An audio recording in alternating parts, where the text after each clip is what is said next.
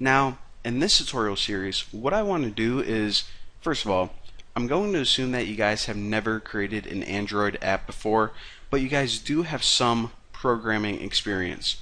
So what I want to do is I want to show you guys how to develop Android apps for both the phone and the tablet from the ground up.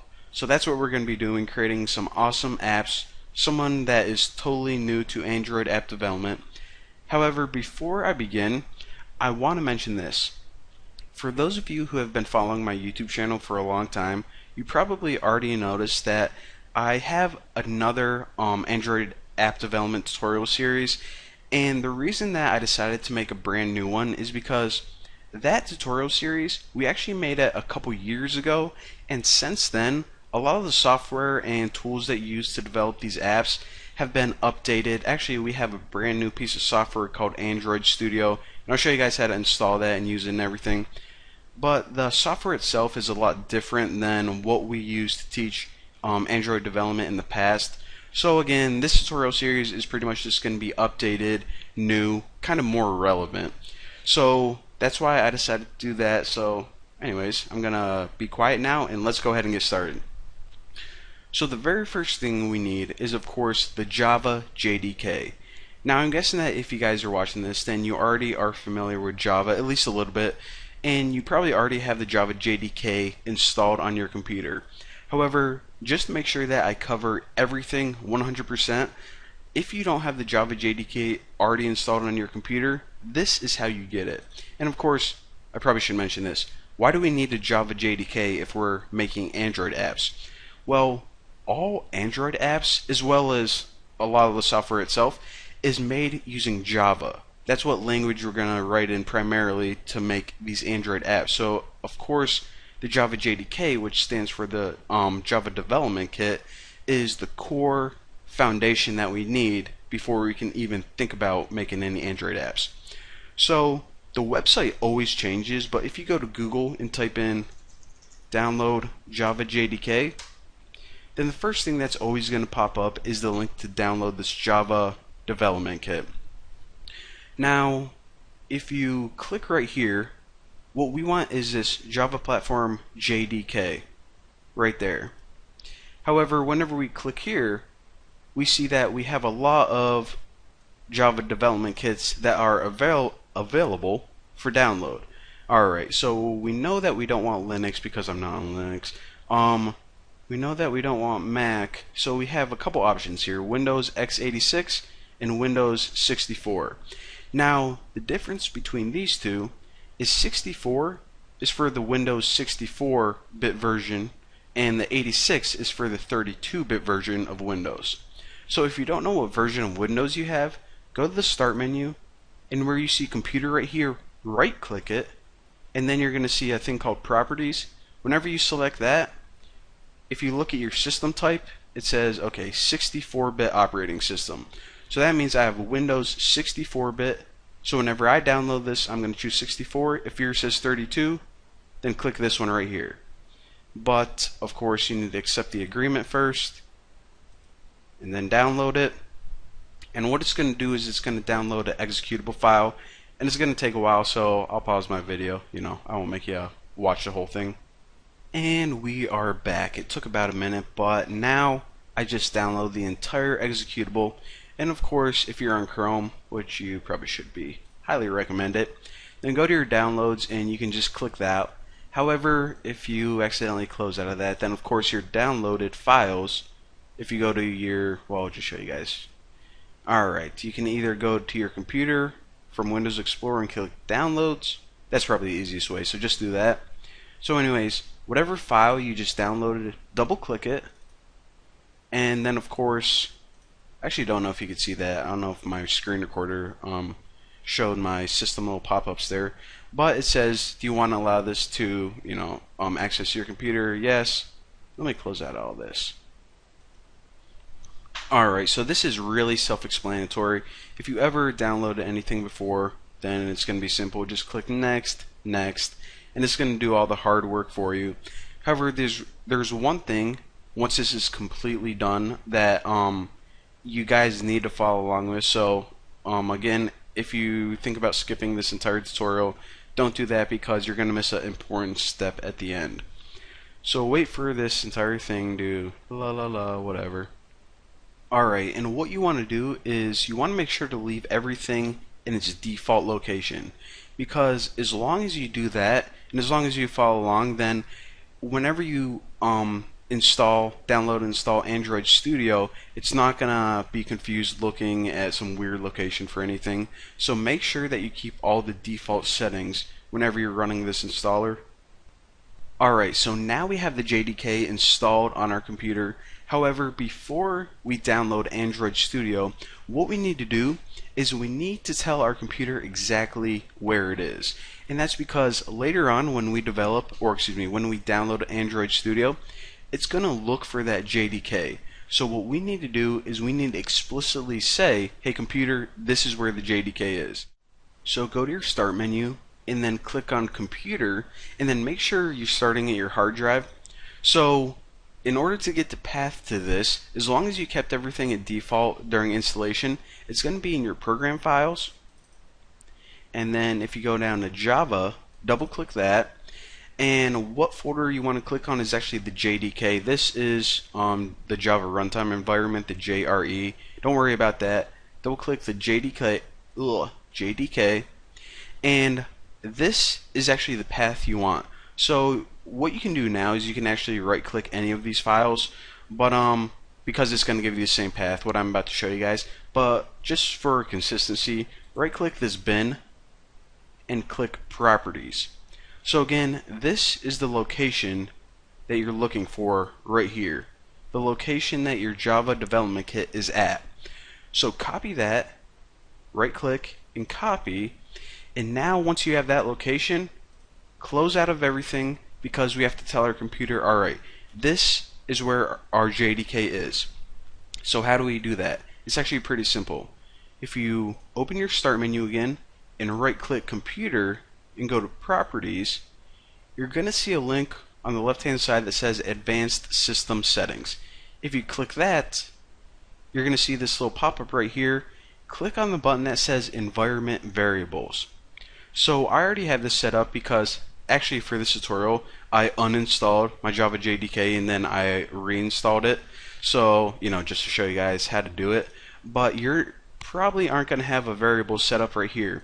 So in order to get that, click new under user variables, and you need to name the variable Java underscore home. Make sure that everything is in capital letters, and then for the variable value, paste in that location of your JDK and hit OK. So what we're essentially doing is we're telling our computer, alright, whenever you need to work with the Java JDK, or the JDK is kind of redundant what I'm saying, but whenever Android Studio is looking for it, then it's going to look in your environment variables and it's going to say, okay, that's where all the crap I need is. So it's not literally going to say crap, but now that we have everything compatible and our computer is able to find and work with the Java JDK, it's probably getting annoying that I keep saying that, but whatever. We are now set up and ready to move on to the next step. So thank you guys for watching, and I also want to mention this before I let you guys go. If you guys have any questions during this entire tutorial series about anything small, including a little bit of code, or anything big like maybe you have an error while you try to install something, then go to my forum, and under this section right here, Java and Android development, if you click that, you can create a new post, and then you can ask it right there, and a lot of people are always here willing to help. You can also browse some of the common topics, and there's a lot of good information in here as well. So chances are, if you have a problem, someone already asked it and they already figured it out. But if you can't find your answer, then go ahead and create a new post. Again, I am always on this website, and a bunch of other people loving to help you out. So for now, thank you guys for watching. In the next video, we'll go ahead and download and install Android Studio. Alright guys, so the next thing we have to do is download Android Studio. Now, the website is most likely going to change because they always do. However, if you just type in download Android Studio, it's always going to be the first thing that pops up. So click this, And of course, this is the program that allows you to write Android applications. Now, the cool thing about this is that unlike the old program that you used to use, this was made just for writing Android apps and it has everything you need built in. So this is the program where we actually write the code, and this is the program where all these little emulators, which are pretty much like virtual phones that you can test on, those are built into the entire like layout designer, and I'll teach you guys how to use that later on. But it's basically a graphical way to lay out your Android apps that's built in as well. It's incredibly awesome, incredibly cool. So let's go ahead and get started. So of course, click that, agree to whatever. Let me read this real quick. Oh, pretty cool. Alright, download this. And it's actually probably going to take a little bit to download because it's almost a gigabyte. It might be a gigabyte by the time you download it. But anyways, I'll come back to you guys when this is done.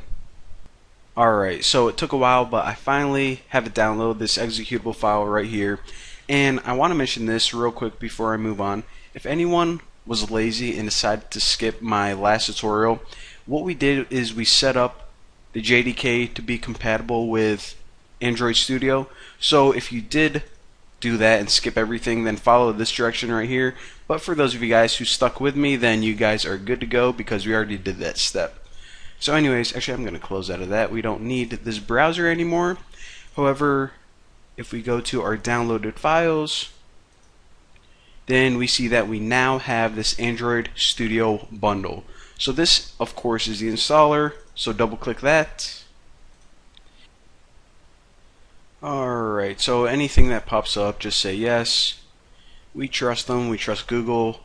Next. And leave, pretty much you're going to leave all of these as the defaults. Agree, agree. Do I want to install in the default location? Yes. Recommended, looks good. That looks good as well.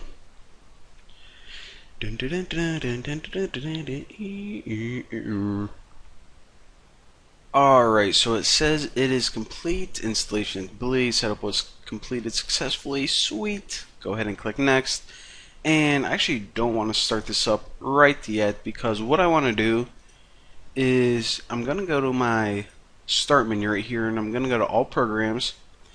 And now we can see after we have everything downloaded and installed, we're going to have a folder called Android Studio. So if I click that, I'm going to see this Android Studio program. I'm going to right click it and send it to desktop. So that way I have a Android Studio icon on my desktop because we're going to be using it a lot now. So the first time I open this, I'm going to right click and we're going to choose Run as Administrator. Now the very first time you open it, this thing is going to pop up right here and it's going to download all the extra components that it needs, but don't worry, this is only a one-time thing the very first time to set everything up. Alright, so all those additional components look like everything is good to go, so click Finish. Alright, so this is the welcome screen to Android Studio. From here, what we can do is we can actually start a brand new project. However, before we get started, there is one last thing that we need to do. And this isn't absolutely necessary, but it's going to save you guys a ton of headaches in the future. If you go down to Configure right here, you're going to see something called SDK Manager. And if this is grayed out or you can't select it for some reason, make sure that you close out of this and right click and Run as Administrator, and then it's going to be available. So anyways, click this right here. And what's going to happen is you're going to have a new pop-up window that appears. Now, this basically allows you to download additional packages or additional code that you're going to use whenever you're developing apps. As you can see, it says install 9 packages, and the ones that are checked are actually the ones that we're going to want to install. So if you click this button right here, and of course we need to accept the license and install, then what it's going to do is it's going to install these additional packages. Alright guys, so once you have all the optional packages installed, what you can do is just close out of Android SDK Manager, and it's also a better idea to close the Android Studio altogether, and now right click it and run it as administrator to open it again. And the reason that you want to do this is because whenever you open it this time, you want to make sure that Android Studio is aware of all the updated packages. So that's why we closed out and opened it again, so it doesn't have anything weird stored in its cache or memory or anything. So now we are finally done installing everything and setting everything up. We are ready to start making our first Android project. Alright guys, welcome back to another video, and in this tutorial what I want to do is I just want to make sure that everyone's Android Studio is set up and working correctly. And the best way to do this is actually build a really simple basic Android Studio project and run it, and if we get any errors, if we come across any issues, I'll show you guys how to fix them as well. So the first thing that you always do whenever you create a new project is just click Start a New Android Studio Project. You guys probably could have figured that out. Now I'll talk you guys through this real quick, but again, this is just an example to make sure that everything is working correctly. So if I am kind of running over everything kind of quick, or if you don't fully understand everything that I'm doing, don't worry, we're going to be coming back to everything, cover it in detail later on. But again, let me explain just real quick what's going on. Now this, of course, the application name is not only the project name, so it's not only, whenever you're browsing your computer you can identify which project you're working on, but this application name is actually the name of the app whenever you put it in the Google Play Store. So again, for this one we can just keep the default name because this is, like I said, a really stupid example. Just to make sure everything's working, we're not actually going to be selling this. However, when you do develop an app that you are eventually going to sell, take some time and think of a good application name because it does matter. Now the company domain, again, yours is probably going to be like, I don't know what it was to start with, probably like example.org or example.com or something. But the company domain is how you identify each application.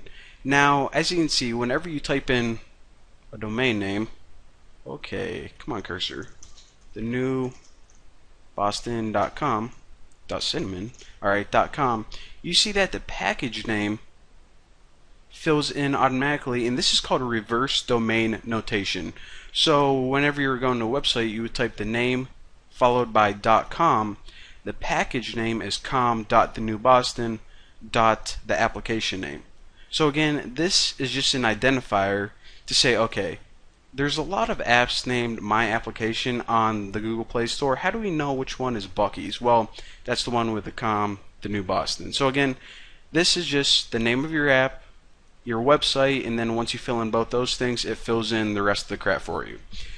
So, got like phlegm in my throat. So click Next, and this is actually an easy screen to understand. It says, okay, you're developing an app for the phone and tablet. This is all we're going to be doing for this tutorial series. I'm not going to show you guys how to develop anything for the TV or wear. Now wear is pretty much anything that you can wear on your body. Like I don't know if they have like glasses yet, but this is like smartwatches and stuff like that. So again, this tutorial series is just going to cover how to make apps for the phone and tablet. So select that, and also I probably should mention this. The minimum SDK, you probably either want to put 8 or whatever the default is. Now this is well, you guys know like the different versions of Android that came out. Of course the later ones are the newest ones, but the reason that you just don't want to go ahead and develop for the latest one is because a bunch of people still have these older versions. So if you say, okay, well I got, I don't know, maybe you got KitKat, so that's great, but whenever you put your app on the Google Play Store, check this out, it's only going to run on 25% of the devices. So if you go all the way back to Froyo, this was a really popular SDK. Whenever you develop apps for this, then it's going to run on pretty much all devices unless someone has like an old ancient phone. Now, if you're like, okay, well with that logic and understanding, let me just go ahead back to the original API right there, and I should be good to go. Well, you don't want to do that either, because whenever you make an app that's compatible with all these ancient operating systems, it's going to involve a lot more code and a lot more testing, and it's going to be pretty much pointless because no one even has these anyways. So again, a good median for this is to go to API 8 at the time of this recording. Again, this is probably gonna change as time goes on. But right now, I would stick with API 8, and this makes sure that you cover pretty much every device that anyone would have, and you don't have to write any useless code. So let me adjust in my seat a little bit here. So now our next choice is, okay, add an activity to mobile. So we probably should understand what the heck is an activity. Of course, this is like the 2-second tutorial, so I'm just going to explain it really simple. Ugh. Okay, probably should edit that out. I'll probably just leave it in. Too lazy. Alright, so right now, just think of an activity as a screen. So if you're making an app for, I don't know, a website, the home screen would be its own activity. The About section would be another activity. So again, it's a little more complex than that, but for now, just think of an activity as a screen on your app or a view. So for this demonstration, we're just going to have blank activity. So what this is going to do is it's going to set up a template app with one screen on it. Perfect for testing. So now, of course, we need to give our activity a name. Why do we need to give our activity a name? Well, that's just because whenever you're making an app with a bunch of different screens, you obviously need a way to identify all of them, because if you want to say, okay, switch to the home screen, switch to the, I don't know, my profile screen, well, this is just how your app is going to identify each one and know what's going on. And we'll talk about the layout and all these different things later on. The layout is pretty much how things are positioned on the screen, and all this other stuff is kind of, that's not the point of this tutorial. We'll cover that later on, but for now, just remember that this main screen is called main activity. Simple enough, and finish. Alright guys, so after Android Studio is finished setting up and preparing your project, you're going to have something that looks like this. And if you have an error right now, then I know what error that you're getting, so I'm going to show you guys how to fix that in just a second. But for now, I just want to warn you guys, even though it looks kind of overwhelming, trust me, this is set up perfectly for making apps in about 7 tutorials or something. Once we cover the entire interface, this is going to feel just like home, and all the stuff that feels overwhelming right now is actually you're probably going to find it very useful. But for now, I'm going to mention a couple of things that are going to make your life a whole lot easier. The first thing is, if you ever want to access that SDK manager from here, then what you do is you go up to this little thing. It kind of looks like the little, I think his name's Andy the Android. It looks like he's sitting in this bucket with a down arrow, but this is the Android SDK manager. So click that, and again, you don't have to close out of your entire project to open up the SDK manager anymore. And I actually want to show you guys one more package that I forgot to tell you guys to install later on. Earlier. So if you open up the SDK manager and you scroll all the way down, then make sure that you have this package installed right here. It's the Intel x86 Emulator Accelerator. And again, I installed it already, but it takes like 2 seconds to install. But what this is basically, whenever we develop these sample apps, what we're going to do is we're going to run those on pretty much emulators, or they're pretty much like little virtual phones that we can use for testing. And those are kind of slow, so that package just helps speed up the entire process and makes it run a little bit smoother and faster. So if you guys wanted to know what that was, there you go. If you didn't, well, sorry for wasting your time. But that's how you get to the Android SDK manager from here. Now another thing that I want to do is mention this. A lot of you guys probably have an error that popped up that says, okay, I can't find the Android SDK, or I don't know where the Java JDK is. You got to help me out because Android Studio won't run how it's configured right now. So if Android Studio has a problem finding either of those things, then go to File and go to Project Structure, and then from here it says, okay, the Android SDK location is where. And actually, if you see, like, I think if you get an error, it shows like some red text or something. But in order to navigate to it, if it's not set up correctly, just click these three little dots on the right hand side, and then you can say, okay, you obviously aren't looking in the right place. This is where I downloaded my Android SDK. And the same thing with a Java Development Kit or the JDK. make sure that the directory ends with JDK in your version number, and make sure that the Android SDK ends with SDK. So again, if you downloaded it to a different directory than I did in the example, then you're going to have these errors. So that is where you fix them, depending on wherever you downloaded it. So mine is correct, so I'm just going to close out of that. And I probably should mention this as well. Alright, so just so every user is looking at the same thing, I'm going to change the app theme right here, because this typically changes from user to user. So make sure, I'll show you guys, if you click on app theme right here, then the theme is pretty much the overall look and feel of your app. So switch yours to Material Light and click OK. And as you can see, your interface changes a little bit. Again, this is just so everyone is looking at the same thing, and you're not watching this tutorial and are like, okay, mine looks different than yours, and that's weird. Now, the last thing I want to mention before we actually run this is this. Right now, whenever I'm teaching these tutorials, you see that we have minimal screen size, and that's just because I wanted to make the window small enough where people with smaller monitors can see the videos clearly. Well, the problem with this is the screen, whenever we're developing this app, it looks kind of small. So in order to get rid of this phone body, then what I'm going to do is I'm going to click the settings, and you see it says include device frame. I'm going to uncheck that. So again, if you ever like developing and looking at the phone itself, maybe it gives you a better idea of what the application is going to look like, then do that. However, just to make sure that these tutorials are a little bit more clear, I'm going to get rid of that, and then we're going to see the interface a little more clearly. So once we're ready to run our app and test everything out, this is what I want you to do. Go up to Tools and select Android AVD Manager.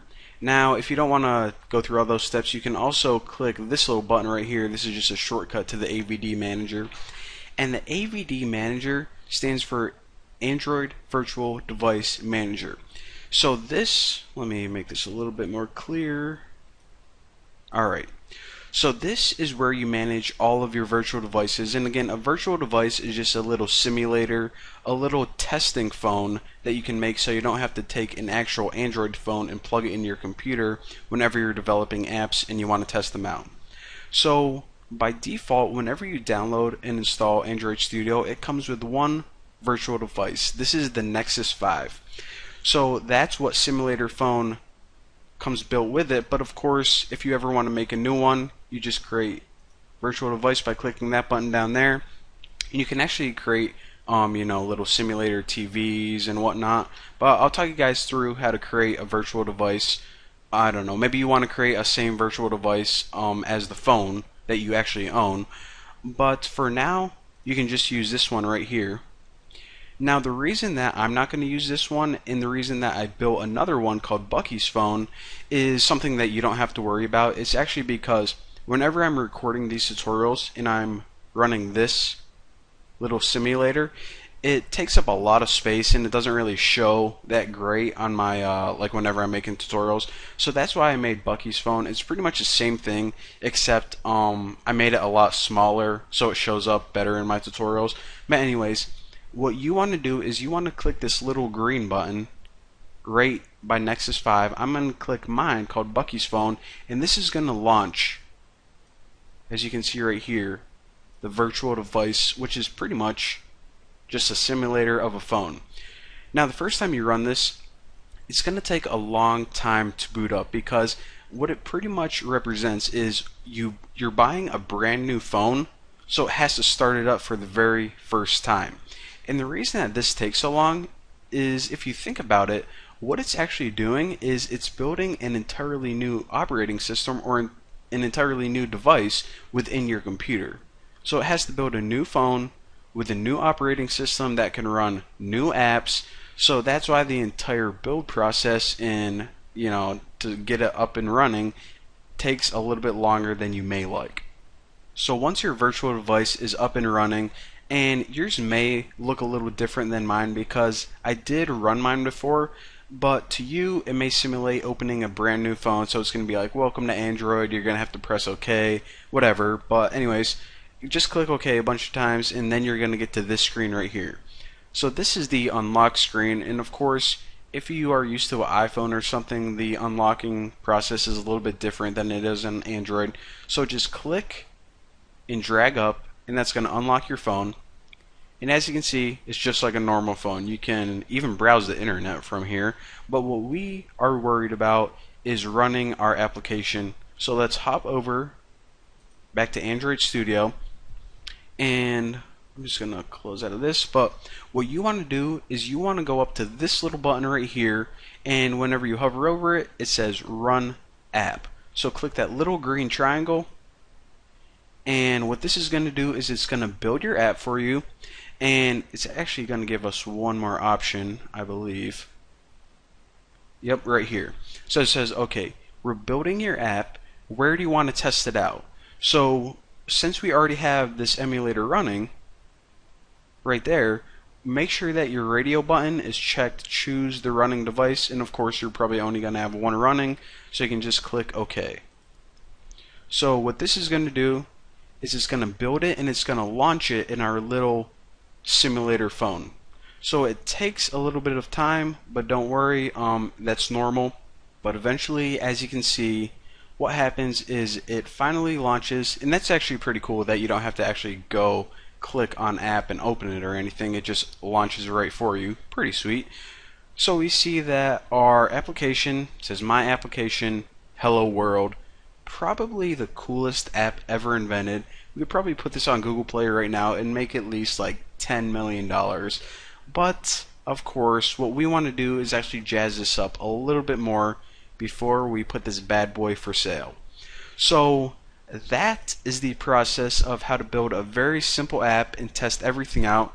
Again, my guess is that since everyone's system is set up a little bit differently, if things don't run completely smoothly for you, or if you get any bugs or errors, please go to my forum, post your questions, and there are a lot of people willing and actually wanting to answer your questions for you, because whenever they answer someone's questions on the forum, they actually get these things called points. So you are encouraged to ask questions because they probably want questions to help you out with. But anyways, if you have any problems, that's what you do. Thank you guys for watching. In the next tutorial, I'm going to be teaching you guys something else that is definitely awesome. So I'll see you then. Alright guys, welcome back to another tutorial, and in this video what I'm going to do is I'm going to give you guys a real quick overview of the interface, because whenever I first started out with Android Studio, it was all kind of overwhelming and kind of confusing. It just made me feel uncomfortable not really knowing what any of this stuff was. So what I'm not going to do is I'm not going to go through piece by piece and talk to you guys in detail what everything means. Instead, as we need the tools, that's when I'm going to be talking to you guys about, okay, so this is, the AVD manager and this is how you use it. So instead of overwhelming you guys, giving you, the intricate details of what everything is, I just want to give you guys a real general overview to make you guys a little bit more comfortable with the interface. Blech, can't talk.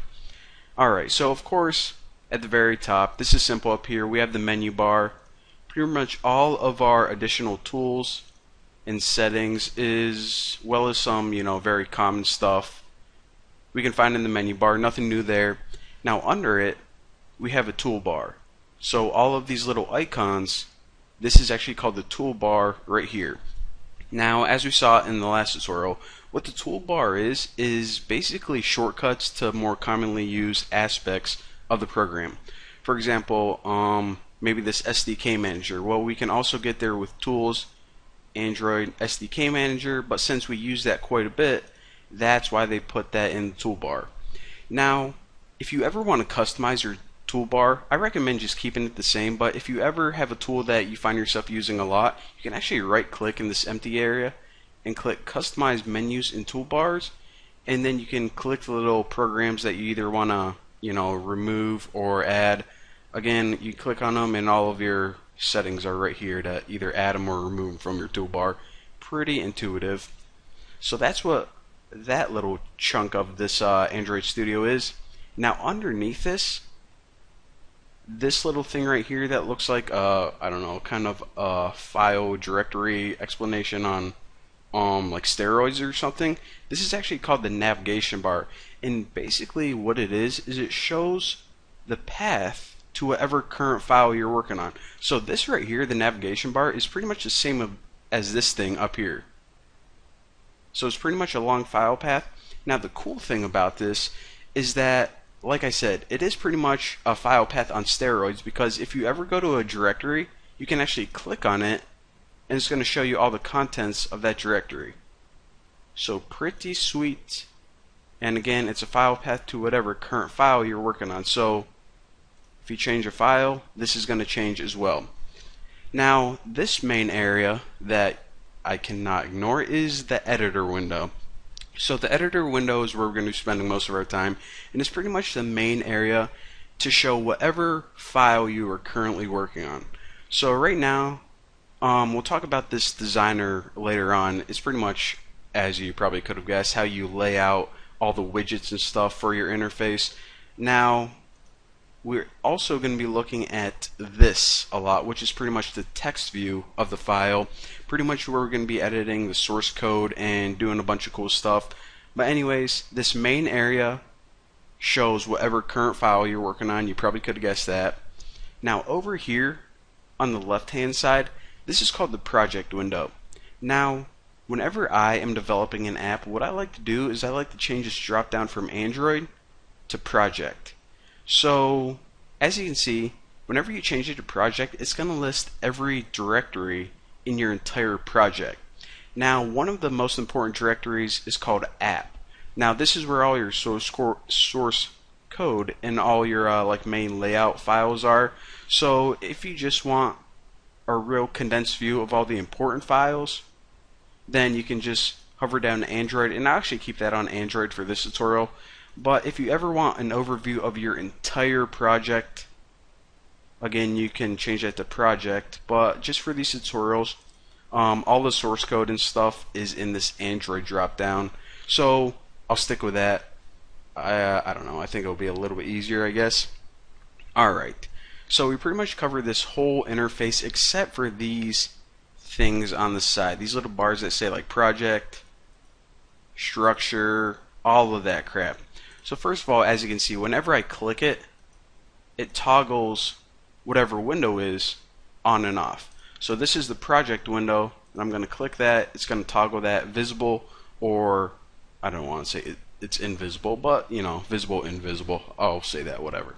So if you ever feel that your entire interface, it just looks kind of cluttered, and you decide that you want to hide all of these quick window bars, then go down in the very bottom left corner and you're going to see this little square gray icon. This is the toggle either to show or hide all of these quick window bars. So click that and they're all going to be hidden. Click it again, show them all, hide, show. Can do it all day if you want. So I'm going to go ahead and click that again so it shows them all, because that's the default. Now another thing I want to point out is if you hover over it, it's going to give you all of those quick windows. So I don't know, maybe you're on maybe you're on the structure and you want to get the project again, but you're too lazy to bring your mouse all the way back up there. So you can just go this, click project, and it's going to pop up for you. Again, just two different ways of doing the same thing. If you go to help, and by the way, that was basically the quick 2-second overview of the interface. Of course, there's a lot of other stuff, but like I said, I'm going to be covering those as we need them, as not to overwhelm you guys right now. So what I'm going to teach you guys right now are just little tips that you guys are probably going to thank me for, because they're just going to make your experience developing apps a whole lot better. First is if you go to help and you scroll down to default key map references. Let me actually minimize this, although I don't think it'll matter. What it's going to do is it's going to give you a PDF of all of the keyboard shortcuts that you can use for the program. So again, of course, I'm not going to go over any of these right now because that would just be dumb and boring. So instead, what I recommend is actually printing this out, laminating it, and putting it on every single wall in your room, because these are incredibly useful and you're going to be using them a lot. But actually, for these tutorials, I don't like to use keyboard shortcuts because if like a window pops up and then you guys just see my mouse in the same place, you're like, okay, how the heck did you do that? And I don't know, it just gets confusing whenever I'm teaching, but they will be useful to you. Now, another thing that I want to show you guys that probably a lot of you guys are itching to do is change the theme of your entire Android Studio. I know a lot of you like a dark theme, so let me show you how to do that right now. If you go to File, Settings, and this was something else. Alright, so File, Settings, and if you go to Appearance and then Theme, by default this is IntelliJ or whatever it is. Windows 1 is pretty much a lighter theme, but the font's a little bit different. In Darkula, I don't want to change it because my screen recorder is probably going to tweak out if I change the entire theme, but right now I'm going to keep this one because I love it. Darkula is the dark one that you guys might be looking for. Windows, if you like really ugly, stupid looking font, then you can choose that too. So of course, after this, you would just hit apply and then OK, but I like mine, so I'm just going to actually, while I'm in here, I'll talk to you guys about a few more things. Alright, so first of all, actually let me back out of here so you guys can see what I'm about to teach you. Alright. So first of all, whenever we're working with a text file, just go ahead and click any Java file to open up. We're not going to be talking about the source code right now, but I'm going to be showing you guys some useful things of how to actually work with it. As you can see, the gutter on the left hand side, for some reason, and I'm not sure why, but every IDE and every text editor pretty much that I ever downloaded, it doesn't show the line numbers by default. And I have no idea why they do that because I always love looking at the line numbers. So to display the line numbers on this one, it's actually really easy. Just right click anywhere in the gutter, that's the gray area, and click show line numbers. Pretty sweet, check that out. Now another thing that I absolutely hate is this code folding. That's pretty much when you have a bunch of code, like an entire body of a function or this right here, and it bunches it up for you. Now the reason I hate this is because I love looking at all of the code, and also for the tutorials, if you guys are trying to copy the source code and you're like, okay, I need to know what he imported, but oh, that's great, it's all bunched up. It's really annoying even to me, and I'm sure it's even more annoying to you. So if you want to get rid of all of the code folding, as it's called, go to File and back in Settings. Let me minimize this, make sure you guys see everything, and go to that's console folding. Go to Editor under the IDE settings and code folding, and right here this first checkbox is just to show the code folding outline, and that's that little arrow you can click to either bunch it up or expand it. But what I want to do is I want to uncheck all of these, so none of my code is going to be folded. Again, once I apply this, as you can see, my actual area that that you guys can see may be a little bit bigger, but whenever you guys are trying to read my source code in the tutorials, then it's going to make it a whole lot easier. So again, I highly recommend putting the line numbers on by right clicking, showing line numbers, and getting rid of code folding because I absolutely hate it. Personal preference, but you know, gotta encourage you guys to do the same. So in the next couple tutorials, now that we are kind of more familiar with the interface, we can get into the good stuff, actually creating an app, the interface, and well, it's going to be awesome. So for now, thank you guys for watching. Don't forget to subscribe, and I'll see you guys next time. Alright guys, welcome back to another video, and in this tutorial, what I want to do is I want to show you guys how to create your own custom AVDs, of course your virtual devices. I showed you guys how to use the default one earlier, but if we want to become expert app developers from the ground up, that's where we need to start. We need to understand pretty much what goes on behind the scenes, because after all these apps that people develop, they would be pretty worthless if we didn't have any phones or tablets to run them on. So that's what I'm going to be doing, and in the next tutorial, I think I said that last time, but in the next tutorial, I promise, we're going to be getting into the code, the designer, all that good stuff.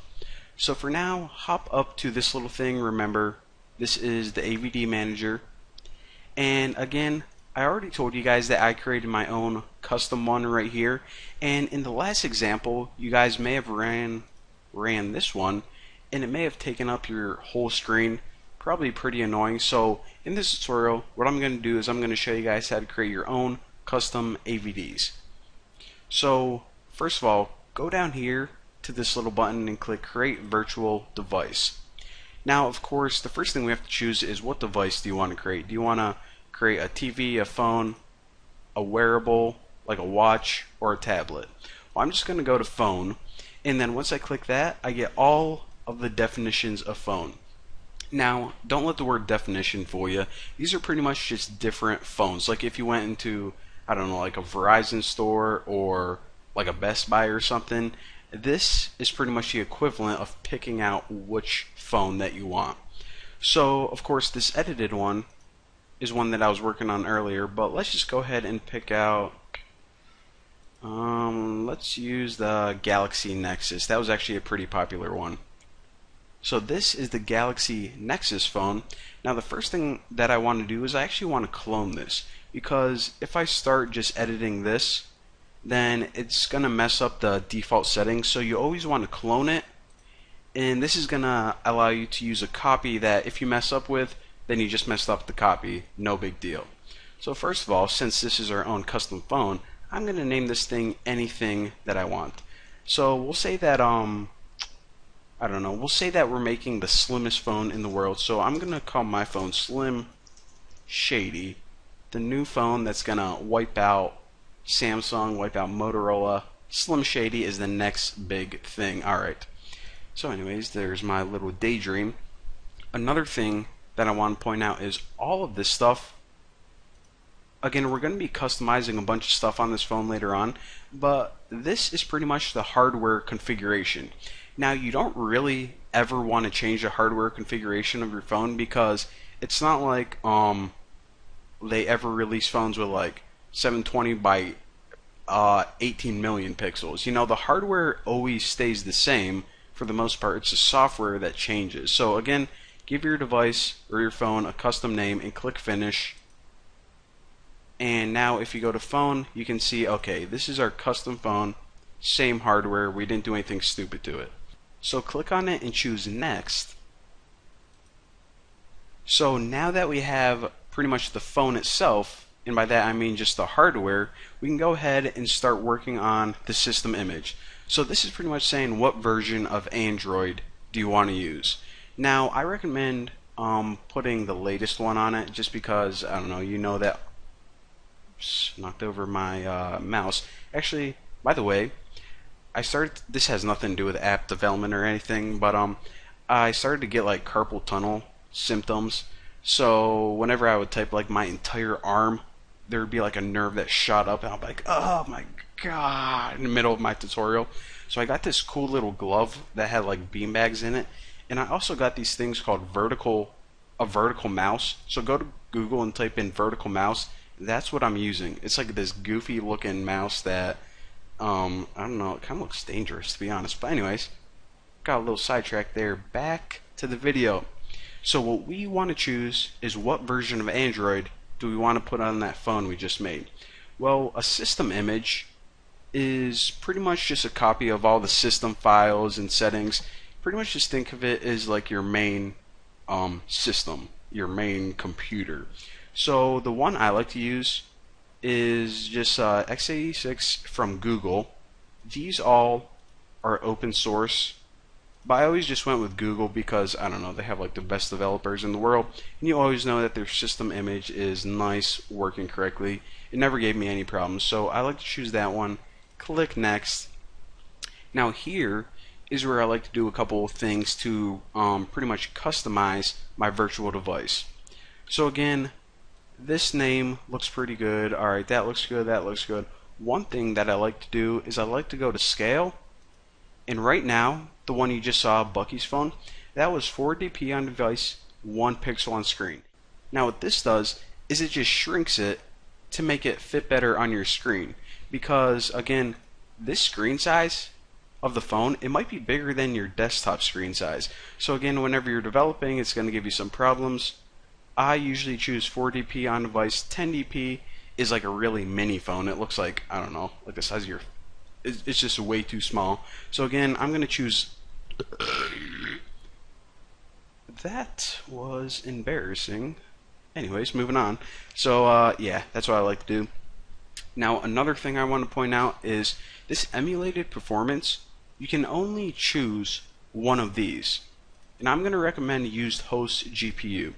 Now what this does is it allows the emulator to use your computer's graphics card, the actual computer, your desktop or laptop or whatever, to make it run faster. Now this snapshot, what this would do is it will pretty much keep the state of your emulator, so whenever you close out of it, it starts up faster again. So the reason I don't like this is because whenever you close your emulator, it has to save everything and it takes a little bit of time to close out. So I'm going to recommend use host GPU, which pretty much speeds up your emulator, and during your development process you can just keep your phone running. So you know, as long as you keep it running, you shouldn't have any issues at all. So now that we have our virtual device set up, just click finish. And this takes a while to actually create it. But once we have it created, again, what we can do is we can actually edit it to go to this button. And of course, if you ever want to change any settings, maybe, okay, that was actually a little too small, so I'm going to boost that size up. You can do it right there. And of course, to test it out, you can just click this green button right here. Now while this is booting up, again, like I said, during your development process, you can actually just leave this entire emulator running. You don't need to close out of it like I don't know, maybe in some other like programming languages you're learning, you actually close out of a program whenever you're testing it and then rebuild it. Well, the cool thing is you can just keep this window open and then click this to rebuild your project, and it's pretty much just going to restart the app right in your emulator, so you don't have to wait for this to boot up every time. So again, there you go. There's your emulator. Again, this one was just a demonstration. I'm going to delete it because I already have that sweet one, Bucky's phone, that I'm going to use for the tutorials. But if you ever want to make your own custom emulators, your AVDs, or edit them, delete them, now you know how. So now that we know how to make those, we can finally move on to the good stuff. It's going to be awesome. So I'll see you guys in the next tutorial. Alright guys, welcome to another tutorial, and in this video what I want to do is I want to explain pretty much the overall structure of a really basic simple app. So make sure that you have, and these files should already be open because they probably open by default whenever you created your project, but if you accidentally close them, make sure you have this activity main.xml open, and that's of course an app, res, layout, activity main, and this one right here, main activity.java. And that's of course an app, Java, your com.thenewboston, my app, or whatever you named it package, and this file right here. So again, these two files open, and remember in the last couple tutorials, I said every single app is made up of these things called activities. Now for now, just think of an activity as a screen. So if you're making an app for, I don't know, like your website, you might have an activity for your profile page, you might have an activity for the home screen, you might have an activity for like the about section for your company or something, I don't know. But each app, like I said, is made up of these screens, and these screens, the technical name for them is an activity. So, with that being said, we can now talk about this. Each activity within your app is made up of two parts. The first part is the part we see right here. It's the user interface. It's where all your colors, your text, pretty much the design of your activity is going to be right here in this XML file. Now the brains of your activity is this Java file right here. For example, whenever you have a button on your activity and you click it, well, you need to tell that button to do something.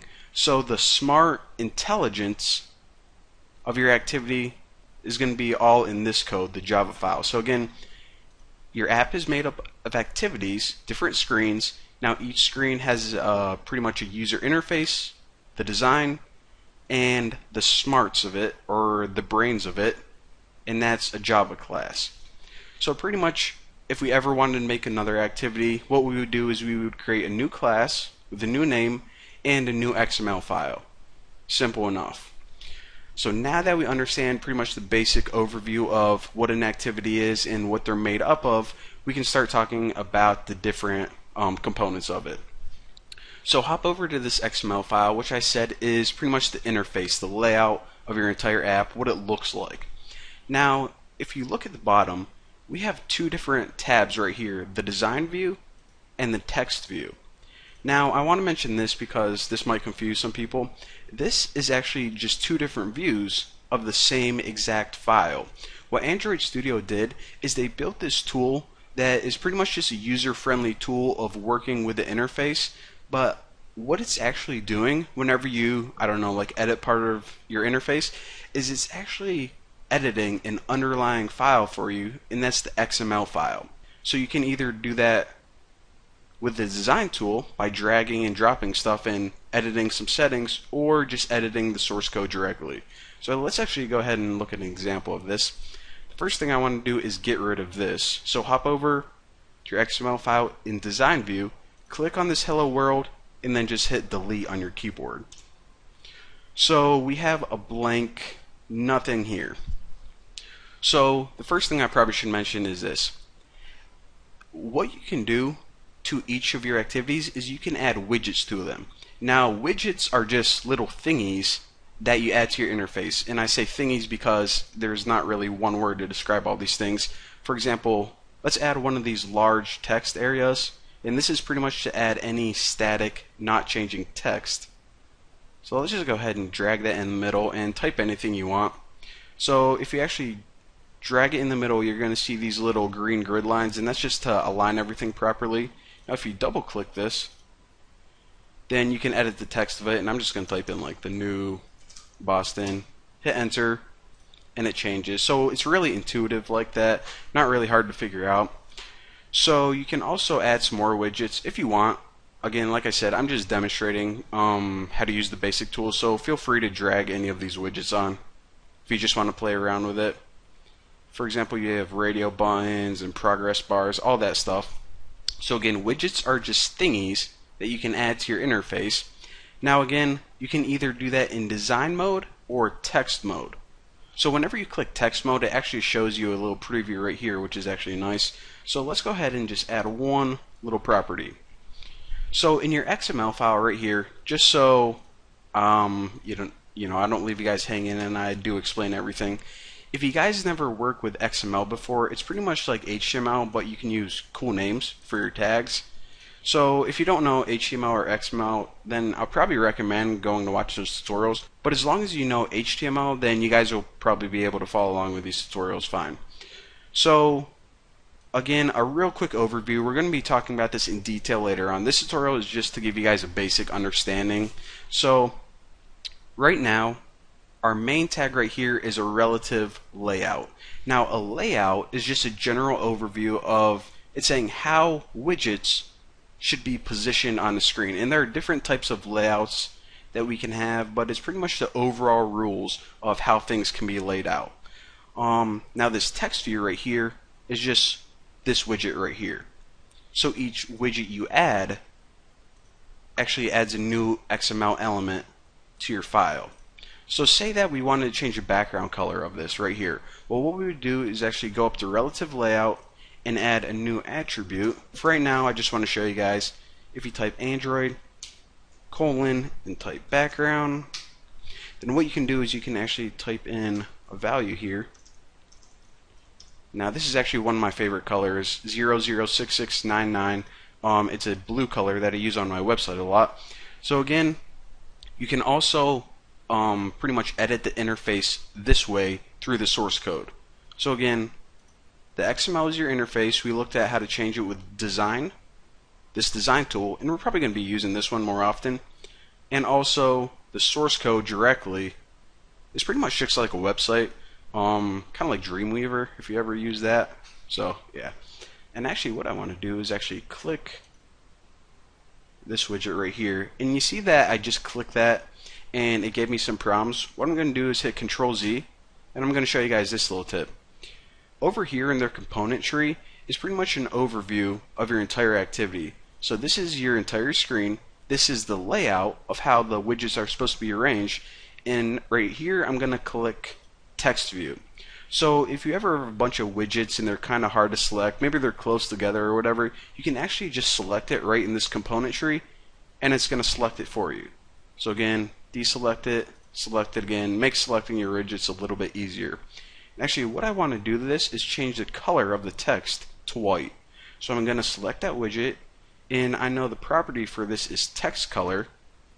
So if I find that, I'm just going to click in, well, I guess I can just type it in and I know the value. The value of white is FFFFFF. And hit enter and check it out. Your text is now white. Probably the coolest app ever. Again, this tool right here, it isn't really that hard to understand, but we'll cover more about it later on. Got your widgets, component tree, properties, drag and drop, tomato, tomato. So now let's go ahead and hop over to this. Now there's actually one more file that I want to show you before I let you go. So each activity, like I said, is an XML and Java file. However, go up to your app and you're going to find a directory under it called manifest. Now expand this and you're going to find another XML file called Android manifest.xml. Now double click that to open it, and let me drag this all the way to the left.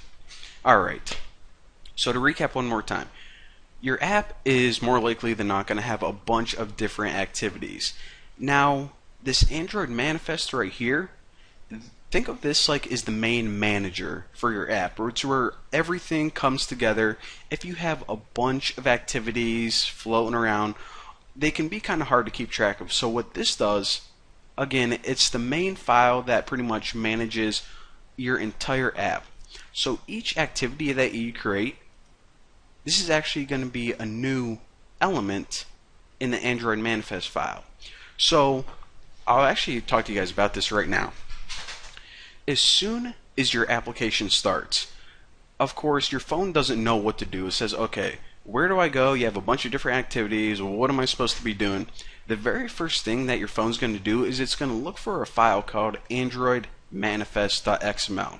So it says, okay, I'm always going to look for this file right here, and right after I open this file, what I'm going to do is I'm going to look at all of your activities. Now right now we only have one activity, so it shouldn't take it too long to find, but it's going to look through all your activities right here, and it's going to look for a property called, actually all these properties are kind of important, but it's going to look for a property called launcher.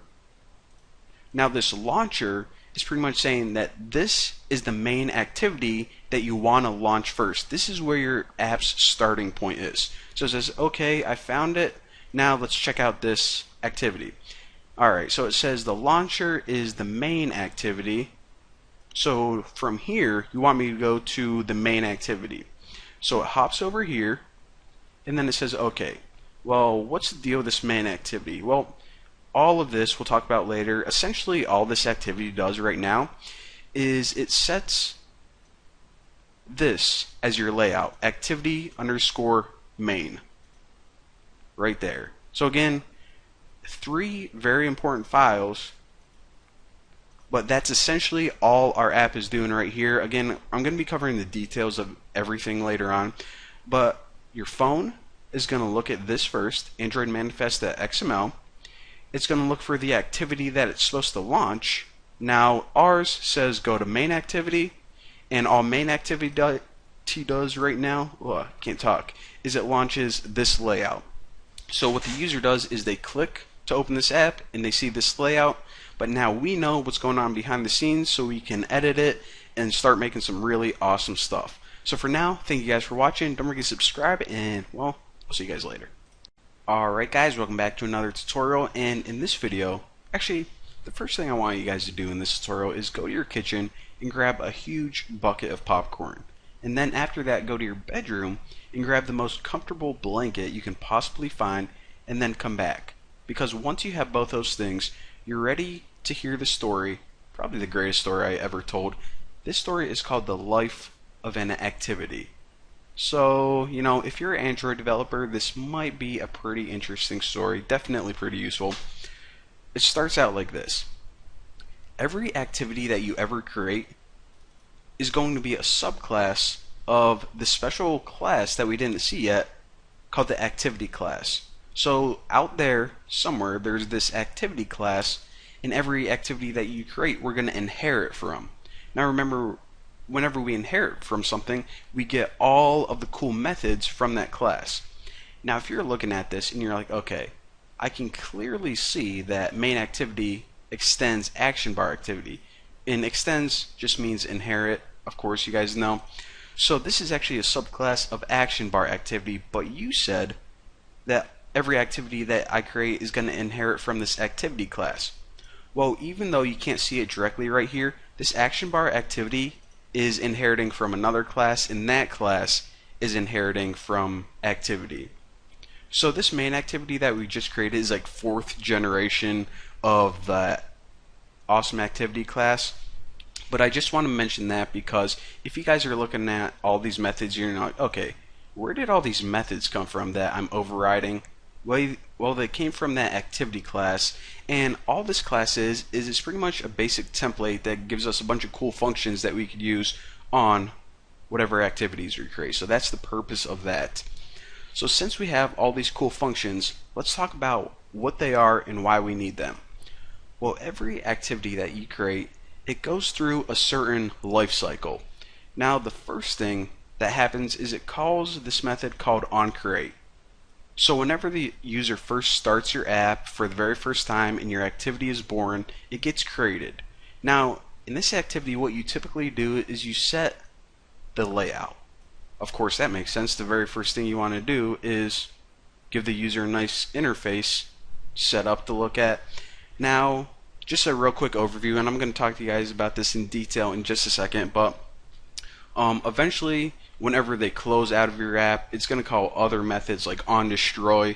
So whenever your app whenever your activity is about to get destroyed or die, what you might want to do is do things like save their data for them. So if they, I don't know, are playing a game or something, you might want to save all of their settings so they can have it the next time they open your app. So basically what I'm trying to say is each activity that you create is going to go through many different stages in its life, or many different states as it's more commonly referred to.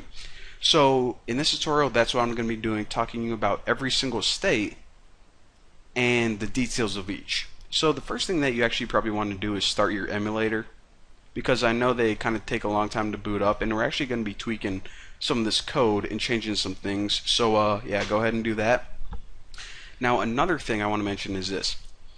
I'm going to be talking to you guys through each stage of your activity's life, and instead of just me explaining it and talking through it, I figured it would be a better idea to actually print something out on the screen every time the state of your activity changed. So what we can do is we can actually import this cool class, and this is another tip. You guys are going to learn like 2 things in this tutorial. Bonus information. Alright, so if you go to android.util.log, what this is pretty much a package that lets us print out log information. And all we're going to do is we're going to print out something on the bottom of the screen that says like your activity is being created or something. So that's all we're doing. Alright, so once we have that imported, go above all your methods and we're going to make a new, let me scroll down here. We're going to make a new private static final string variable, not string, and I'm just going to name this tag, and it's good convention to name it tag just because in the documentation for this is just what you do, and you guys are going to see what this does in a second. Well, I probably should talk you guys through this. So the purpose of this tutorial is to talk to you guys about the different states of your activity. Now by default your emulator is going to be sending out a bunch of different messages pretty much when any event happens, and there's a lot of crap that happens on your phone, but we are only interested in these messages regarding states. So just to filter out the important messages, we're going to make a special tag and stick it on each activity. It's going to be called Bucky's message, you can actually name this anything you want because it's just like a unique identifier to say only print out these log messages and not all the other crap that we don't care about. Alright, so once we have that, what I want you to do is go down to onCreate right here, and I'll show you guys how to add one of these log messages. So if you go log.i, what you can do is you can throw in two parameters right here. The first parameter is your tag. So this is just Bucky's message, and this is just for filtering out the important ones later on. Now after this is what do you want to print out on the screen, and I'll just actually print out the state of this activity.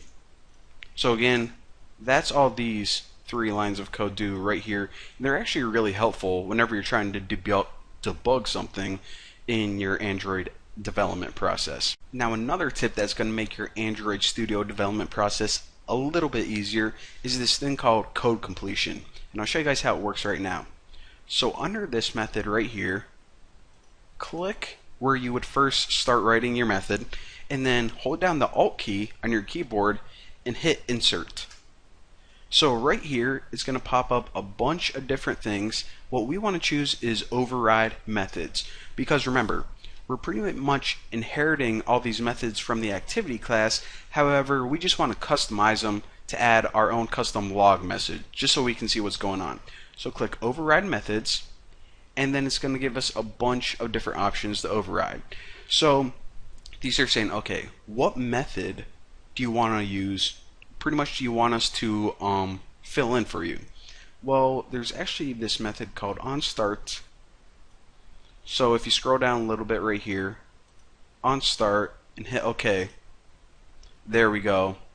Saves us some time. Again, it took a little bit it took a while for me to just explain it, but if you're just doing it to yourself, it takes like 5 seconds, so pretty sweet. But anyways, now that we have this onStart method, what I want to do is actually just copy this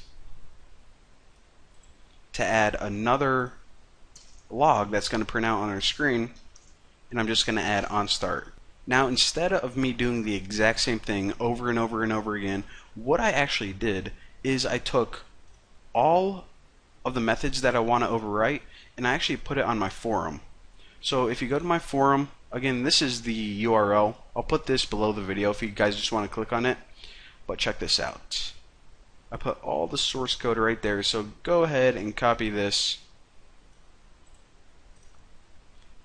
and hop over back to Android Studio and paste it back in. And I actually can delete this because I copied that too. But now it saved you a bunch of typing. Pretty sweet. So all this program is going to do is it's going to print out a little message on the screen every time your activity changes states. Again, you would never want to do this in the actual app. This is just to demonstrate when each of these stages are going to happen, but for this example it's actually pretty useful. So like I said before, whenever we use this little log program right here, by default it's going to be printing out a bunch of random log messages. Pretty much everything that's going on in your phone or your little emulator is going to try to print out. But what we are only interested in are these log messages that we created right here, so we need to build a real quick filter. So to do that, head over to your Android tab right here, click on it, and alright, so those are a bunch of, see, these are all the ones we don't want to see, and this is just because my emulator is running right now. So obviously we want to make a filter, and this is how you do this. And another thing I want to point out is this is just a nice little Easter egg. If you look at this logcat symbol, you're going to see that it's actually the Android head, and this is actually I don't even know how to pronounce it, but you know that YouTube video where it's like that cat that looks like he's attached to a Pop-Tart or something with a rainbow coming out of his butt? That's a little symbol for that. So I don't know, I just thought that was a cool little Easter egg. Alright, so anyways, back to building our filter. What we're going to say is any log message that has this tag attached, Bucky's message, only show those. So make sure whatever string you have here, copy this. Now in the drop down right here, select edit filter configuration. This allows us to build a filter right here. Now I actually already did this, but my microphone was off, so that's why this is filled in right here. I have a weird microphone, and when you put it up, it mutes itself. And so yeah, I just filmed for about 5 minutes, and then I was trying to edit the video, and I'm like, oh, can't hear anything because I'm a moron. So again, you're gonna have to call yours anything you want. I'm just gonna call mine Bucky Filter, and the only other thing you have to add is by log tag regex, just stick this right in here. So it's gonna say, okay, filter equals built. So now instead of no filters, which show everything, we can only show log messages with this attached. Pretty sweet. So now just go ahead up to here and run your app. Now keep your eye on this little section right here, because whenever our app actually builds itself and pops up, it's going to start displaying those state messages. So of course choose OK and check it out. Alright, so our app is loading and it switched back to this thing, you SOB, so I'm going to switch it back to Bucky's filter, but check this out. Let me position this so you guys can see it. Alright, so the first thing it printed out was on create. Now I already told you guys, and you obviously know what that method does. It pretty much just sets up the interface. Now after that, on start, this method always gets called right after either on create or on restart. So what on start means is pretty much your app is about to start up. That's the most simple I can explain it. Now on resume, what this means is it's a method that always gets called whenever your activity is the one that the user currently has open. So remember, anytime you want to add code that says, okay, the user is now looking at this screen, this is the activity that they have open, you can stick that in on resume. Now just to show you guys some cool stuff, whenever you actually close out of your app, hit the home button right here, look what happens. The first thing it does is it calls on pause, and then it says on save instant state, and then on stop. Now on pause, what this means is the user is no longer seeing your activity. So whenever, of course, I was looking at that screen, now I'm no longer looking at it, then on pause gets called. Now another reason on pause may get called is maybe I just switched screens and I'm now looking at a new one. So again, those are two different times when your app is going to call on pause. Pretty much when your user is looking at the screen and they're not looking at it anymore. Now instead of talking to you guys about on save instant state in detail and on stop, there's actually a lot more different states than this. What you guys can do is, I found this image online that is absolutely awesome, and I stuck it in that same URL. So what you can see here is a pretty awesome visualization of every single state in your activity. Now again, I wanted to show you guys this because right now, if I talk about every single one of these things in detail, it's probably going to be a little overwhelming and kind of pointless right now. So instead, what I'm going to do is this. I'm just going to talk about these now that we understand what they are and that they do exist. I'm going to talk about each state as we need them. Alright guys, welcome back, and in this video, I want to start talking about designing the user interface. It's one of the more fun and also one of the more easier to understand topics. And actually what I decided to do is, instead of working anymore with this, I actually want to start a brand new project. So to close out of this, click File, Close Project, and actually if you just close out of Android Studio, like you want to start a new project, so you just close out of the entire thing and then you open it back up again, then what it's going to do is it would just open up that project again. So if you ever want to get back to this window, you would have to click File, Close Project. So if you're trying to do that and that's why, well, I just explained it for you. So from here, what I want to do is click Start a New Android Studio Project. And you can actually name this anything you want, since we're just going to be like, I don't know, not doing anything real important to it. I'm going to name mine Hand Blaster, because why not? And all of these should be good from last time. Click Next. This is still good. We're still making something for the phone. Now, instead of like last time where we chose blank activity, what this would do is it would make that one default blank screen. But I want to show you guys how to add activities manually. So instead of this, choose Add No Activity.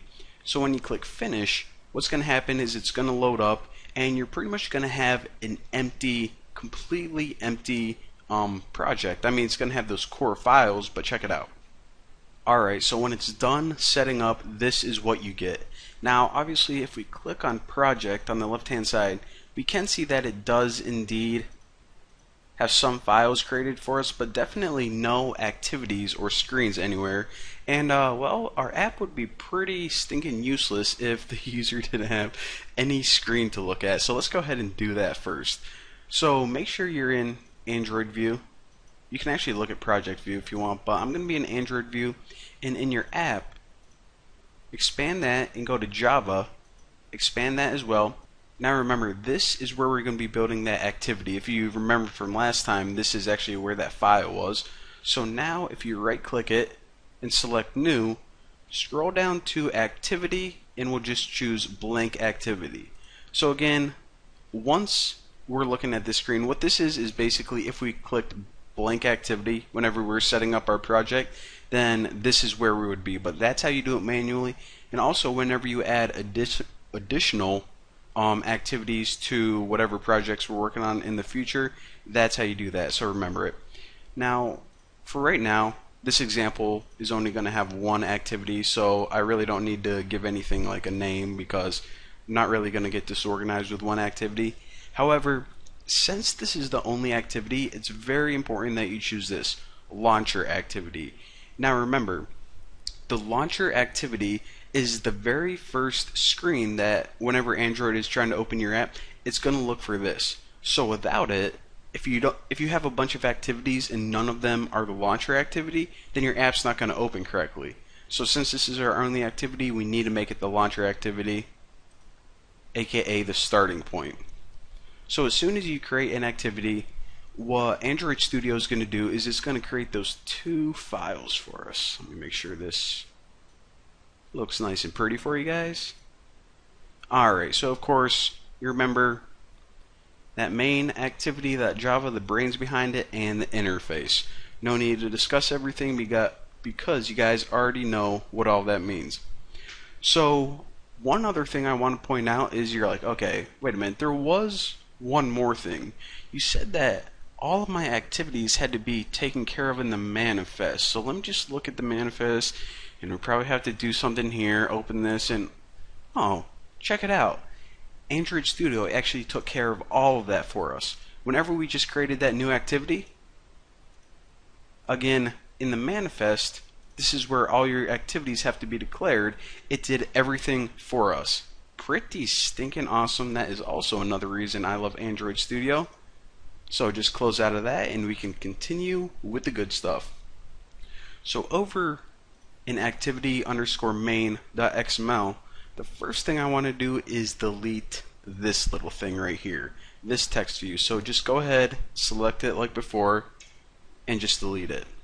Now, just for this example, this is just to demonstrate a few things. So I'll say that I'm building the very first page to the best social network ever, thenewboston.com. Not like I'm biased or anything. I mean, it's not even like it's my social network. But anyways, so what we need are a couple things. The first thing is this large text. Alright, so that's a little bit easier to read. I'm just going to organize everything before I start customizing any of these widgets. So drag in large text, and we'll say that this says like sign in or login. So this will be the login screen. So under this, of course, we need two little input areas for the user to enter their login information, an email and a password. So first, let's get that email. Scroll down. It's actually under text fields. So click that if it's not expanded. And for email, just drag that over, and we can tell when it's aligned with the middle because of this little green line. So drop that right there. Alright, looks pretty good. Now under here, we'll have a password field. So drag that and drop it somewhere under there. Looks good. Now, of course, if I was actually designing this, then what I would do is I would have to make a little text area here that says email and password. But for right now, just demonstrating some stuff, this is, simple enough. Now, of course, after they're done typing in their information, they need some button to click on. So if we scroll way back up, isn't way back up, it's like 2 inches away. But we're gonna select this button and drag it right underneath here, and we'll actually align this in the dead center of your app by using those little alignment things. And alright, looking pretty good. So what I want to do now is I actually want to change the text on this right here and also on the button. So again, this is a login screen, so if I hop over, actually I'll change one this way. So select this large text view element. If we scroll down to a property called text, then what we can see is, okay, right now it's set to large text. That's the text that displays. What we actually want to do is click on this, and we'll change it to something like sign in and hit enter. So of course we can change the text that way. Alright, pretty sweet. Now if we hop over to the source code view,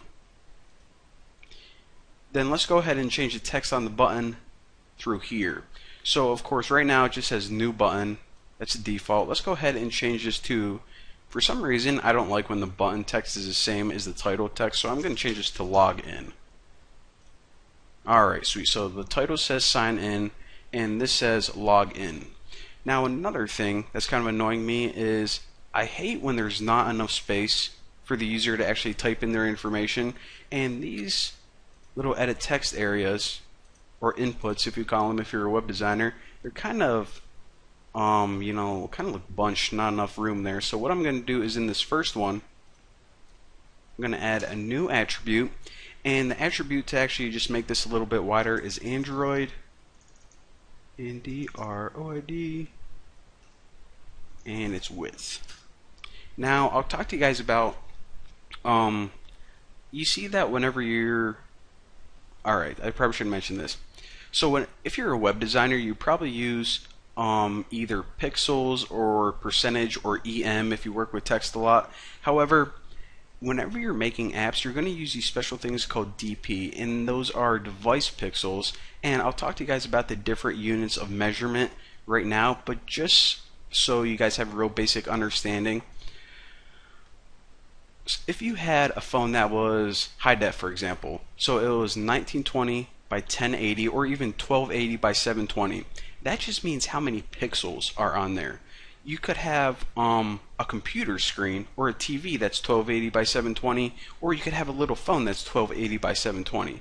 So if you try to work with pixels, you really don't know how big a pixel is because the size of a pixel changes from device to device.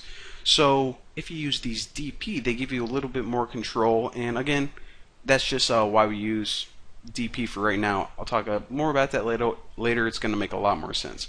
But for right now, I want to change this to something like 320 DP wide, because I know that that is a good width right there, and I actually want to do the same for this right here. So what I'm going to do is I'm going to copy that, scroll down, and paste that into.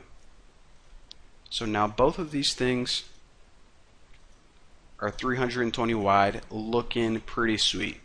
So let's hop back over in Designer, and alright, I mean, this interface is looking beautiful right now. However, there's one other little thing that I want to point out. So select the top text view widget, the sign-in title, and whenever you select it, you're going to notice that there is a light bulb on the left-hand side. So let's go ahead and click this and find out what's this about. Okay, hard-coded string. Okay, so it's giving us a little warning message, and what this warning message is saying is what you should do is, instead of just writing a string in there like we just did, you should treat this as a resource. So let me first show you guys how to treat this as a resource, and then I'm going to tell you exactly why. So make sure, again, you select your widget, click the light bulb, now click the little right arrow next to here, and choose extract string resource. It's kind of hard to say. So right here, what we're pretty much doing is, I don't want to say that this is a variable because it's technically a resource, but if you never worked with like XML before, or resources, or you never developed for Android before, you're probably not really familiar with this. What we pretty much need to do is give a nickname to this string. So I'm just going to name it something like sign in title, and then that's it. Click OK. Now as you can see, what's going to happen is instead of sign in title like we had, it changes to this weird @string sign in title thing. So let's hop over in the source code and look what's going on. So of course it changed back to sign in as it should, but if we look at the text now, we still have a reference to the resource instead of the string itself. So what exactly is happening? Well, to understand, what we need to do is we actually need to open a new file, and this file is under app, just like before, res. This actually stands for resource. Now under values, you're going to have a file called strings.xml. Now, alright, let me adjust my seat because I'll explain this. So the reason that we needed to make this a resource is because we're pretty much saying put all of the strings in one place, in one file, and then I'm just going to reference them through XML. So again, whenever we reference a string, it's going to look in this file, it's going to look for that resource name, and this one was sign in title, and then it's going to say, okay, that was actually equal to sign in. So that's the value of this. Now if we did something like sign in with an exclamation mark, we can just switch over and that would change, no problem. So again, what we're doing is we're pretty much putting a placeholder right here, and it references something else. Now you were wondering, okay, well, what was the problem with just writing sign in my source code right here? Why'd it give me a hard time? Well, the reason that it wants all of your strings in one place, it's because if you ever do something like you want to translate your app to Spanish, well, what you can do is you can actually just say, okay, you don't have to look around your entire app and say, okay, this is a string, now this is a string, now I have to go to 100 other activities and find all of those. No, you just look at one file, it has all the strings for your entire app, and you just translate it right there. And there's a bunch of other useful things too, but pretty much it makes your app's life a whole lot easier when all the strings are organized in one file. So that's why we did that, and also since this is a string as well, it's probably a good idea to do it to this. So again, select your button, click the light bulb, right arrow, extract string resource, and for this I'll just call it something like I don't know, like sign in button text, and choose OK. And of course, if we can see on our button, instead of that text, we have a reference to it, but of course whenever we're running our app, they don't see this weird reference symbol. And again, anytime you see an @ sign, that means that this isn't a hard-coded string, this is actually a reference to something else. So again, that's what's going on right there. Now one other thing I want to point out is this. So we're going to be referencing a bunch of stuff, and we know why that's useful right now. And actually go into your strings.xml file and close this out, because typically we're not going to have that open. However, what if you wanted to change the text to this? Well, you can go back in the folder, go all the way, find that file again, but that takes a lot of time. So instead, what you can do is in the source code, that XML, press down Control on your keyboard, and you see whenever you do this, then you can actually hover over these references. Now click, and whenever you click it, it opens up that file again. So pretty sweet. Again, I don't know, maybe you want to change that sign in to, I don't know, maybe you want to get rid of that symbol at the end. Again, hold down Control, and this actually works for any reference, but what we want to do is click that, the file opens again, and that line of code is actually highlighted. So now I can close that, and boom, check it out. So those are some really cool tips, and now you guys know how to manually add activities. You guys also know how to add strings as a reference. So yeah, that's pretty much it for this tutorial. Now, one other thing I want to mention before I let you guys go is this. So right now we're making something called a static layout. It's a layout that's not going to change. We don't want to make like a sign-in form where the button's like floating around and the user has to click it to sign in. I mean, if you were making a game, that would be great. But for right now, we always want everything to be in the same place. However, there are going to be some layouts, maybe like the stream, if you're reading like a bunch of posts, that actually change.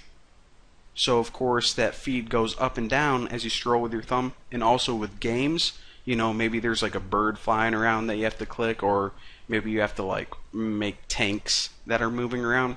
Well, whenever you need a layout that's interactive like games, then we're going to need to do something special.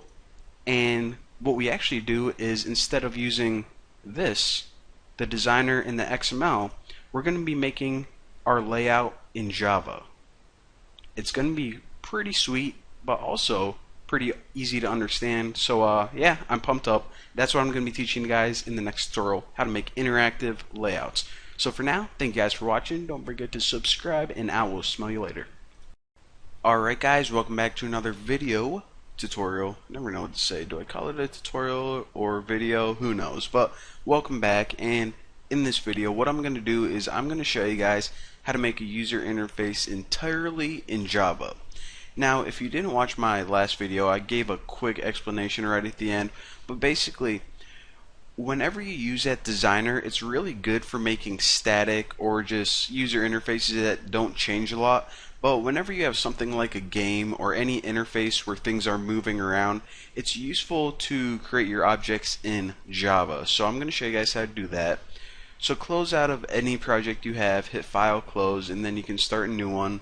I'm just going to name this like, let's name it Allison, because I have a crush on this girl named Allison. Let me center this. And all of this stuff looks good. You can actually name it anything you want. And of course we're making it for the phone, and choose blank activity right here and hit next. Now this is alright, so pretty much just give it a name and keep all the defaults. Now once everything is done setting up, what you can do is you can actually hop right over to your Java file, and actually we aren't going to be using this XML file at all. So again, like I said, let me expand this a little bit. So the first thing that your app is essentially going to do is it's going to look at this class right here, and it's going to say, okay, what layout do you want to use? And right now, in this line right here, the content view pretty much tells your app, this is the layout, this is the user interface. And right now it's pointing to activity main, which is this. We know all that already. So what I'm going to do is I'm just going to go ahead and delete that, and I actually want to show my line numbers. So it's on line 14. So delete that. So now we have this class, but it has no interface whatsoever. The user has nothing to look at. So actually I do want to hop over in this XML file, because even though we aren't going to be using it, I do want to show you guys how we need to set up our interface. So this is our main device, so we can't really do anything with the screen. Now, alright, let me adjust myself because get ready to explain. Alright, so the very first thing we need for a user interface is a layout. Now, a layout is just your general rules telling how all of your widgets are supposed to be positioned and aligned and everything. Now, once we have a layout, we can start adding widgets to it. Alright, so first, let's go ahead and make a layout and then add some widgets to it. Now, in order to actually use these classes, we need to import something. So import Android.widget is the first one. And again, the first thing is relative layout. And there are different types of layouts. For example, we're going to be using relative. That's what we're used to working with so far. But they also have table layouts, grid layouts. Again, relative layout is kind of hard to understand at first, because whenever you're laying out your widgets, they're all going to be positioned relative to something else. So for example, the first example we'll say make a button and position it relative to the middle of your screen. So it's kind of hard to explain. It's a lot easier to visualize a table or a grid. But once you start coding, you'll see what relative really means. Pretty much position whatever you have relative to something else. So the next thing we need to do is import android.widget.button. So again, in this really simple example, I'm just going to have a layout, and then I'm going to put a button in the middle of the screen. So now that you have both of those imported, let me tighten this up so you guys can see it a bit. What we want to do is we want to stick all of the code to create the layout inside the onCreate method. So remember, that code that we deleted was right in here. And remember, whenever your activity first gets called, first gets created, this is the very first thing it does. So it's always a good idea to make your layout inside this method. So hop right under this statement right here, and actually let me give myself some space. Now the first thing I want to do is just make a relative layout object. So relative layout, that's what we just imported, and I'm just going to name my layout. You can name it anything you want. I'm just going to name mine Bucky's, yeah, I think that's a good name, Bucky's layout. That'll be easy to remember. And what you do is you set this equal to new relative layout this. So now we have a layout. Essentially what we did is we created this right here, but now it has a cool name and we can do some cool stuff to it. So after this, I'm going to create a widget, and I'm just going to create a button. So button, I'll make this a red button. So red button, again you can name yours anything you want, and new button this. So now we have a layout and a button, but that's it. We created them and they're in memory, but we didn't do anything to it. We didn't even tell it to actually display these things on the screen yet. So the first thing that we want to do is we actually want to add a widget, or pretty much add this button to the layout, because right now, like I said, these are two separate things and that's it. So in order to do that, take your layout, and anytime you want to add a widget to it, the method is called add view. Now it's called add view instead of add widget because all of these things, they inherit from the view class. That's why you see sometimes like plain text view and image view. All of the widgets are also views. So add view, just think of it like add widget to your layout. So what widget do you want to add? Well, we only have one so far, the red button. Now after this, again, what we did is we created a layout and we created a button, and then we took that button and we added it to the view, or excuse me, well technically we did, but we added it to the layout. Now all we have to say is, okay, now take that layout and actually use it for this activity's main user interface or main display. So anytime you want to do that, you actually call a method called setContentView, and all this is saying is, okay, what do you want this activity's main interface to be? Well, obviously we only have one thing we can stick in there, layout. So it's going to make this the main screen, and of course since we added a button to it, that button is also going to display. So now I actually probably should have started my emulator before, but I'm going to start up my emulator and run this bad boy. Alright, so there you have it. I know this is kind of hard to look at right now because the background is kind of light gray and the button is kind of like normal gray. So in the next tutorial, what we're going to do is we're going to actually add some properties to this to give it some color and add some text to the button as well. And also what I did is I added some comments in the source code while my emulator was starting. And another thing that I want to mention is, if you guys want any of the source code either from this tutorial or in the future tutorials, at the end of every tutorial I copy all of this and post it in my forum. So if you just want to, I don't know, like sit back and watch the tutorial. Some people like coding along, some people like watching the tutorials and then just using the source code. You can do that as well. But anyways, all of this is going to be in my forum for you guys. So thank you guys for watching. Don't forget to subscribe, and in the next video, we're going to be making this look a lot better.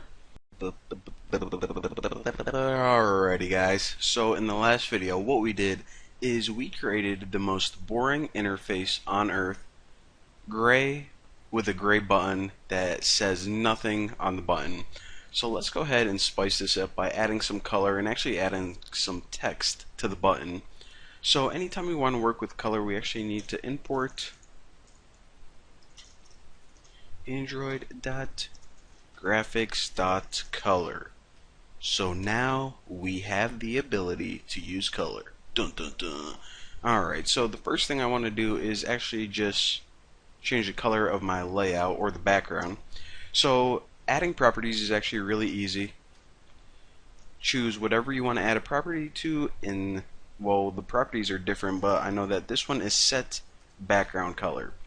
Now, since we imported from this graphics library, what we can do is call color dot, and it gives you a bunch of default ones, but I don't know what's a good one. Green will probably stand out, although I think that this green is like lime, like very bright green, so it'll definitely stand out in the thumbnail, so I guess that's good.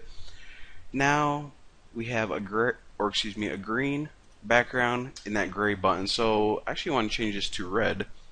Since we did name it red button, it would only be fair. Now before I do that, I actually want to set the text. So of course, whenever we use the set text method, it's just going to add text to the button. And what do I want to set it to? And stupid freaking. Alright, I'll just write like click me Haas. Alright, looks good. Actually, I don't want that mark. It looks a little too much if you ask me.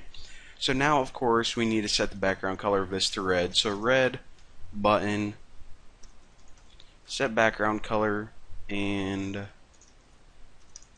color red. Alright, so now our background is green, and our button is now red, and it says click me Haas on it. So let's go ahead and run that and test it out. Alright, so there we have it, looking pretty good, and for some reason this is reminding me of a Ninja Turtle right now. Raphael. Okay, so I kind of am digging this green color with the red. But anyways, the next thing I want to do is I want to show you guys how to take this button and position it in the middle of the screen right there. So right after your layout and right before your button, give yourself some space.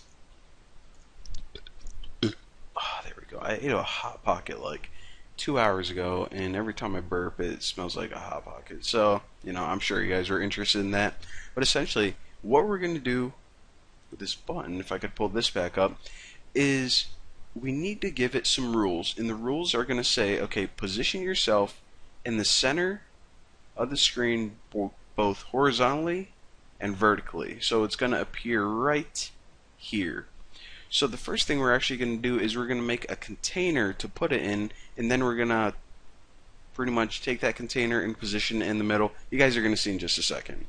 So if you actually call this relative layout dot layout params, these layout parameters are just rules for something you want your layout to do. So since these are going to be applied to the button, I'm just going to name these like button details and set this equal to relative layout params. Now inside here, what you need to pass in is the height and the width for this container. So what we can actually do is take relative layout, the layout params, and we're going to call a property called wrap content. Now what this does is it automatically gets the height and the width of your content. So let me just finish this real quick, and then it'll be easier to see what's going on. So again, since we need to pass it in the height and the width, and actually this is giving me an error because, of course, since we're setting this equal to an object, we have to call new. Alright, so we're passing in the height and the width. So what we're going to say is just get whatever content is in your container. It's only going to be this button we're going to be sticking in there. And then get the height and the width automatically. So we don't need to pass in like a fixed value or anything. It's really easy that way. So now what we want to do is we want to say, okay, take this and position it in the center of your screen. So now that you got everything set up, you can position it wherever you want it. And in order to do that, just take that object, button details, and the rule for it, again, this is pretty much a rule of how you're going to position it, is relative layout dot center horizontal, and we're going to add another one to center vertically, and then center vertical, and then of course that's going to take it and put it in the dead center. Now in order to actually apply these rules to your button, what you need to do is whenever you add your view, right now this is just adding the button wherever it goes by default. However, if we want to give it an explicit position, we just pass in button details and it says, okay, this adds the button to the layout, and this right here is saying how you want to add it. So pretty sweet. Let's run this and make sure we didn't mess anything up. Alright, looking good. So in this video, now you guys know how to add color, how to set some properties for your widgets, and also how to position them at least vertically and horizontally on the screen. So in the upcoming tutorials, I'm going to show you guys how to have a lot more control and how to create some more awesome layouts. It's going to be awesome. Again, if you want the source code for any of this, it's going to be on my forum. So yeah, I'll see you next time.